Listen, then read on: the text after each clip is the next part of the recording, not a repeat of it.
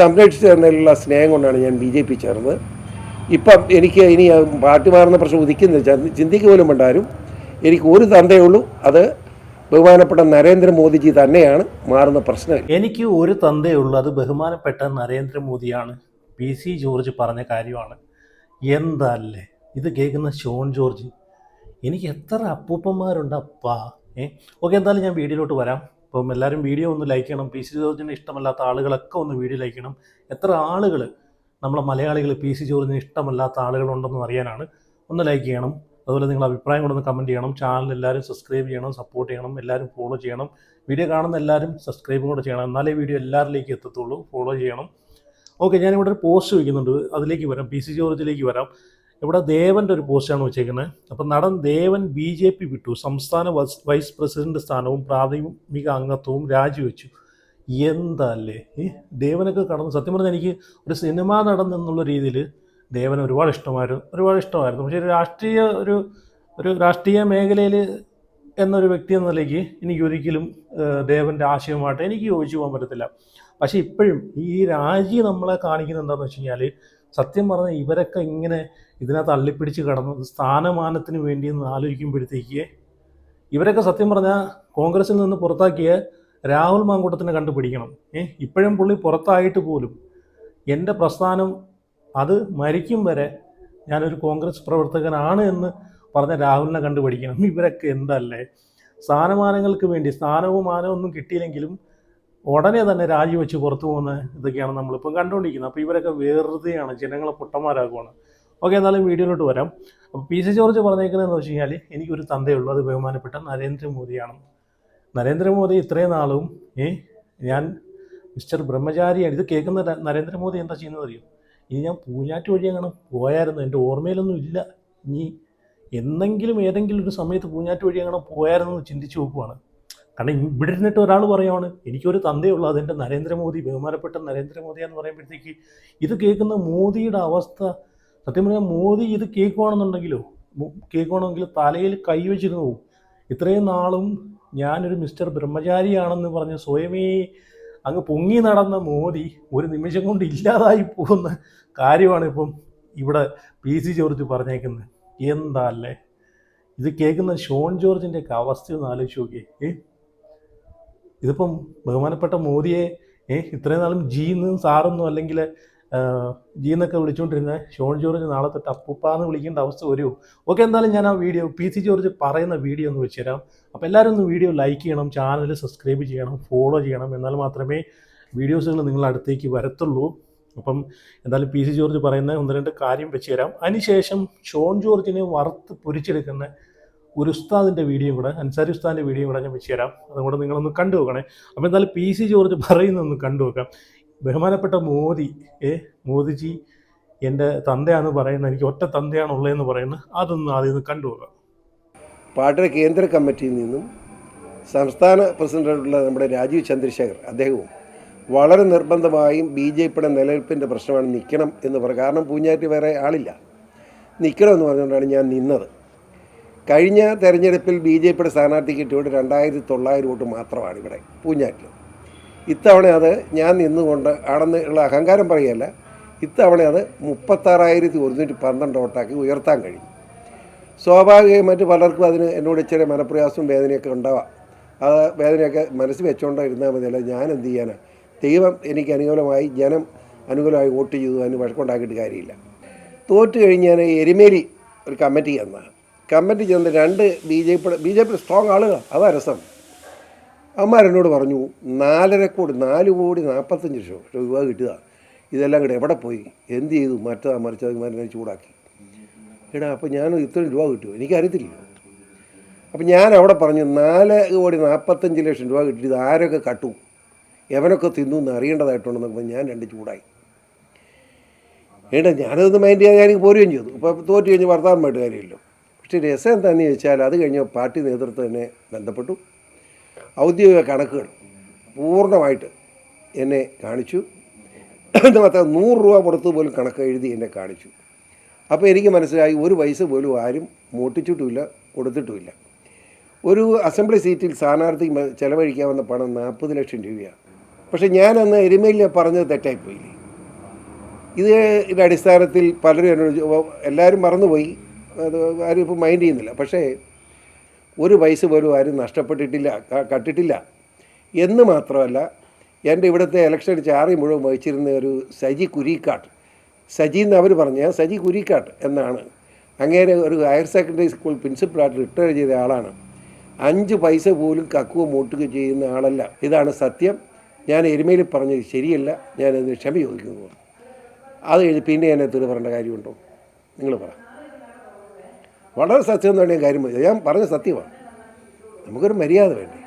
അപ്പോൾ ഈ നമ്മുടെ ഈ ഇലക്ഷൻ ടൈമിൽ ഒരു ആരോപണം വന്നു, ഇവിടെ വീടുകളിൽ പണം കൊടുക്കുന്നു, സാർ ഓർക്കുന്നുണ്ടാവും. ഞാൻ ഒരു ഒറ്റ എണ്ണം അന്ന് ഇത് പറഞ്ഞു, ഞാൻ ചിരിച്ചെന്ന്. കാരണം ഒരാൾക്കെങ്കിലും ഒരു നയാ പൈസ ഞാൻ കൊടുത്തതായി ഞാൻ പറഞ്ഞിട്ട് കൊടുത്തതായി തെളിയിക്കാമെങ്കിൽ ഞാൻ ശിക്ഷിച്ചോന്ന് പറയുന്നില്ല, ഞാൻ ആത്മഹത്യ ചെയ്തേക്കാം. അത് ചെയ്യാൻ പറ്റുമല്ലോ. മനസ്സിലായില്ലേ? ഒരാൾക്കെങ്കിലും ഞാൻ രൂപ കൊടുക്കുകയോ ഞാൻ പറഞ്ഞിട്ട് കൊടുത്തതായിട്ട് തെളിവ് തരാമെങ്കിൽ ആത്മഹത്യ ചെയ്തേക്കാം. ഞാൻ ചെയ്തിട്ടില്ല. കാരണം അതിനൊന്നും സമയമില്ല. നമ്മൾ ഓട്ട് കിടന്ന് വോട്ട് പിടിക്കുകയായിരുന്നു. ഇത്തവണ 36,112 വോട്ട് കിട്ടിയത് 2,900 36,000 ആയെന്ന് നോക്കണം. വെറുതെ കിട്ടിയതാണ്. അത് പല കാര്യഘടകങ്ങളുണ്ട്. പിന്നെ ഞാൻ നിങ്ങളുടെ പച്ചക്കാണ്, ഞാൻ BJP ചേർന്ന് വെറുതെ ചേർന്നതല്ല. അത് പച്ചക്കാണെന്ന് പറയുക. എൻ്റെ ജീവൻ രക്ഷിക്കാൻ വന്ന RSSും BJPയുടെ പ്രവർത്തകരുമാണ്. എന്നെ ഇവിടെ മുസ്ലിം തീവ്രവാദികൾ, ഞാൻ മുസ്ലിം എന്ന് വാക്ക് ഉപയോഗിക്കുന്നത് ക്ഷമിക്കണം, മുസ്ലിങ്ങളിൽ തീവ്രവാദി എല്ലാ മതത്തിലുമുണ്ട് തീവ്രവാദി. ക്രിസ്ത്യാനികളുണ്ട്, ഹിന്ദുക്കളുമുണ്ട്, മുസ്ലിമിലുമുണ്ട്. പക്ഷേ മുസ്ലിമിൽ തീവ്രവാദി കൂടുതലാണ്, അതാണ് സത്യം. ആ തീവ്രവാദികൾ എന്നെ കൊല്ലാൻ വേണ്ടി വന്നപ്പം 2 പ്രാവശ്യം ഈ RSSിൻ്റെയും BJPയുടെയും പ്രവർത്തകർ എന്നെ രക്ഷിച്ചത്. ഇതിൽ ഞാൻ കൊല ചെയ്യപ്പെടുമായിരുന്നു. അപ്പോൾ ആ എന്നെ സംരക്ഷിച്ചു തന്നതിലുള്ള സ്നേഹം കൊണ്ടാണ് ഞാൻ BJP ചേർന്നത്. ഇപ്പം എനിക്ക് ഇനി പാർട്ടി മാറുന്ന പ്രശ്നം ഉദിക്കുന്നില്ല, ചിന്തിക്ക് പോലും വേണ്ടാരും. എനിക്ക് ഒരു തന്തയേ ഉള്ളൂ, അത് ബഹുമാനപ്പെട്ട നരേന്ദ്രമോദിജി തന്നെയാണ്. മാറുന്ന പ്രശ്നമില്ല. ഇതാ സത്യം. ഈ തെരഞ്ഞെടുപ്പിൽ ഏതായാലും ഒരു സുനിശ്ചിതമായിരുന്നു, വിജയം പ്രതീക്ഷിച്ചിരുന്നായിരുന്നു. അതെ അതെ അതെ അതെ. എവിടെയാണ് വോട്ട് പറഞ്ഞത്, അല്ലെങ്കിൽ എന്താണ് അതല്ലേ? ഇനി ഒരു കാര്യം കൂടെ ഞാനിവിടെ പറയുന്നുണ്ട്, കാണിക്കുന്നുണ്ട്. PC ജോർജ് പറയുന്നതന്നെ, അതൊന്നും കൂടെ നിങ്ങളൊന്ന് കണ്ടുപോകുക. സത്യം പറഞ്ഞാൽ ഇതുണ്ടല്ലോ, ഇത് കേട്ടപ്പോഴത്തേക്ക്, കാരണം ഇതാണ് വർഗീയത ജനങ്ങളിലേക്ക്, സ്വന്തം മനസ്സിലുള്ള വർഗീയത ജനങ്ങളിലേക്ക് ഇട്ട് കൊടുക്കുവാണ്. ഇത് PC ജോർജിനോട് ഈ പറഞ്ഞതിനോട് എനിക്ക് പറയാനുള്ളതെന്ന് വെച്ച് കഴിഞ്ഞാൽ, ഒരു മതവും വർഗീയതയെ സപ്പോർട്ട് ചെയ്യുന്നില്ല. ഒരു മതവും, ഇനി മുസ്ലിം ഇസ്ലാം മതമെന്നോ ക്രിസ്ത്യൻ മതമെന്നോ ഹിന്ദു മതമെന്നോ ഒരു മതവും ഒരു മനുഷ്യനെയും വർഗീയവാദിയാക്കാനോ വർഗീയത സപ്പോർട്ട് ചെയ്യാനോ ഒന്നും ചെയ്യുന്നില്ല. ഇതൊക്കെ മനുഷ്യന്മാരുണ്ടല്ലോ, ഇതുപോലുള്ള ഓരോ സംഘടനയിലേക്ക് ചെന്ന് ചാടി മനഃപൂർവ്വം ആളുകൾ അതുപോലെ ആയിത്തീരുവാണ്. അല്ലാതെ ഒരു മതവും അതിനകത്ത് സപ്പോർട്ട് ചെയ്യുന്നില്ല. വർഗീയത ഒരു മതവും പ്രോത്സാഹിപ്പിക്കത്തില്ല, ഒരു മതവും സപ്പോർട്ട് ചെയ്യത്തില്ല. അതാദ്യം മനസ്സിലാക്കുക. ഇസ്ലാം മതം, അല്ലെങ്കിൽ ഇസ്ലാം മതം, ഹിന്ദു മതം, ക്രിസ്ത്യൻ മതം എന്ന് പറഞ്ഞുകൊണ്ട് ഇതുപോലുള്ള കുറേ വർഗീയവാദികൾ എഴുന്നള്ളിച്ച് വന്നോളും, എന്തെങ്കിലുമൊക്കെ വിഡ്ഢിത്തരങ്ങൾ പറഞ്ഞുകൊണ്ട്. ഓക്കെ, അപ്പോൾ എന്തായാലും ഞാനിവിടെ അതും കൂടെ ഒന്ന് പറഞ്ഞുതരാം, വെച്ച് തരാം. PC ജോർജ് പറയുന്നതും കൂടെ ഒന്ന് കണ്ടു. അതിനുശേഷം ഉസ്താദിൻ്റെ വീഡിയോ കൂടെ വെച്ച് തരാം. ഞാൻ ശിക്ഷിച്ചോന്ന് പറയുന്നില്ല, ഞാൻ ആത്മഹത്യ ചെയ്തേക്കാം. അത് ചെയ്യാൻ പറ്റുമല്ലോ. മനസ്സിലായില്ലേ?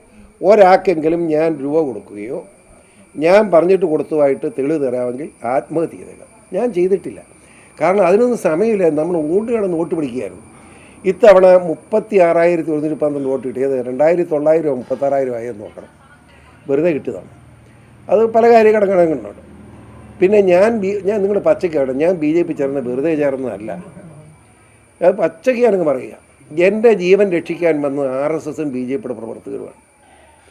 എന്നെ ഇവിടെ മുസ്ലിം തീവ്രവാദികൾ, ഞാൻ മുസ്ലിം എന്ന് വാക്ക് ഉപയോഗിക്കുന്നത് ക്ഷമിക്കണം, മുസ്ലിങ്ങളിൽ തീവ്രവാദി എല്ലാ മതത്തിലുമുണ്ട് തീവ്രവാദി. ക്രിസ്ത്യാനികളുണ്ട്, ഹിന്ദുക്കളുമുണ്ട്, മുസ്ലിമിലുമുണ്ട്. പക്ഷേ മുസ്ലിമിൽ തീവ്രവാദി കൂടുതലാണ്, അതാണ് സത്യം. ആ തീവ്രവാദി എന്താല്ലേ? ഓക്കെ, ഞാൻ ഇനി ഇവിടെ ഉസ്താദിൻ്റെ വീഡിയോ എന്ന് വെച്ചാൽ, എന്തായാലും PC ജോർജിൻ്റെ അവസ്ഥ ഒന്ന് ആലോചിച്ച് നോക്കിയേ. എന്തായാലും പൂഞ്ഞാറ്റുകാർക്ക് ഇനി ബഹുമാനപ്പെട്ട നരേന്ദ്രമോദി ഇടയ്ക്കിടയ്ക്ക് കാണാം. എന്നാലും മകൻ ഞാൻ സ്വയമേ ഞാൻ മകനാണെന്ന് പറഞ്ഞ് അവകാശപ്പെടുന്ന PC ജോർജിനെ കാണാൻ എന്തായാലും ബഹുമാനപ്പെട്ട നരേന്ദ്രമോദി പൂഞ്ഞാറ്റിലേക്ക് വരും എന്ന് നമുക്കൊന്ന് കരുതിയിരിക്കാം. അല്ല, റോവിൻ പറഞ്ഞ പോലെ കുണ്ട്രക്കാർക്ക് നരേന്ദ്രമോദി ഞാൻ കാണിച്ചു കൊടുക്കും, കുണ്ട്രക്കാർക്ക് നരേന്ദ്രമോദിയുടെ ഫോട്ടോ ഒന്നും നിങ്ങൾക്ക് നീ കാണേണ്ട കാര്യമില്ല, ഞാൻ നിങ്ങളെ മുമ്പിലേക്ക് കൊണ്ടങ്ങോട്ട് വെച്ച് തരും എന്നൊക്കെ പറഞ്ഞ് വീരവാദം അടിച്ച് നമ്മൾ കണ്ടതാണല്ലോ. അതുപോലെ ആയിപ്പോയി ഈ ഒരു സംഭവം. എന്തായാലും നിങ്ങൾ ഉസ്താദിൻ്റെ വീഡിയോ കൂടെ കണ്ടുപോകെ. അല്ല, അദ്ദേഹത്തിന് പാണക്കാട് പോയി പെർമിഷൻ എടുക്കണമായിരിക്കും, അതായിരിക്കും അദ്ദേഹത്തിന്. ആണെന്നെ കുട്ടിക്കോണോ, പാണക്കാട് പോയി പെർമിഷൻ എടുക്കണം, ആണെന്നെ കുട്ടിക്കോ. എന്നിരുന്നാലും ഒരു അന്തസ്സുണ്ട്, അവരെ കൂടെ ജനങ്ങൾക്ക് എന്തെങ്കിലും ഗുണമുണ്ട്. പിന്നെ എവിടെ പോയി പെർമിഷൻ എടുക്കണം? പാലായില്ല, പൂഞ്ഞാറില്ല. സത്യക്രിസ്ത്യാനികൾ കെട്ടിട്ടില്ലടാ. ക്രിസ്ത്യാനികൾക്ക് പോലും വേണ്ടാത്ത നിന്റെ ഇടയ്ക്കൊക്കെ വന്ന് പെർമിഷൻ എടുക്കണം. നീയൊക്കെ ആരാ ഈ രാജ്യത്ത്?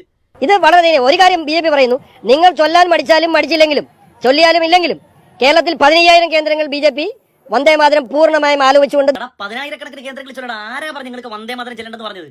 നിങ്ങൾ ചെല്ലിക്കോ, ചെല്ലാത്തവരെ ചെല്ലിപ്പിക്കണം എന്നാ പറഞ്ഞത്.